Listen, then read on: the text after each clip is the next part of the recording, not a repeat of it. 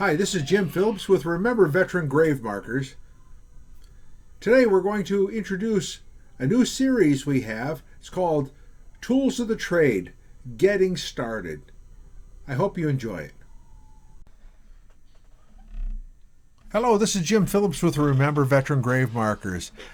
And today I want to go through on the Getting Started series, Tools of the Trade. I want to point out something I said last time, but I want to amend that. Now, I said last time is that only use plastic scrapers on the headstones or the grave markers. Only use. And I still stand by that. But I would say in an addendum to that is that you can have metal scrapers or edgers with you, but you don't use them on the face of the headstone or on the sides of the headstone. What you do is that you would use them as you're edging the grave marker.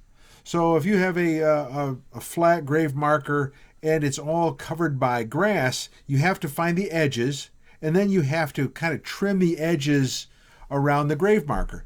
That becomes extremely important. And the only way to do that is really with more of a metal scraper, a metal tool than a plastic one. The plastic one will break. A metal one will actually solve the problem. And I have a couple examples that I would just show you right here. So with that, keep in mind, not on the face, but on the edges as you are cleaning around the grave. That's not a bad thing to do.